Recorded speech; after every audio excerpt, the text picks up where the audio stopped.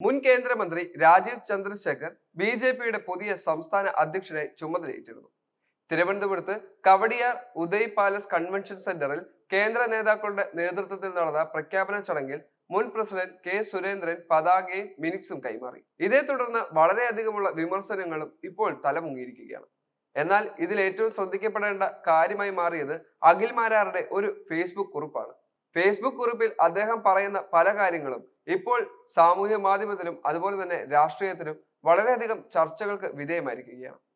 പോസ്റ്റിന്റെ പൂർണ്ണ രൂപം ഇങ്ങനെ: കോൺഗ്രസിന്റെ ശവക്കല്ലറയിലേക്ക് ബി.ജെ.പി അടിക്കുന്ന അവസാനത്തെ ആണിയായി രാജീവ് ചന്ദ്രശേഖരൻ മാറാതിരിക്കട്ടെ.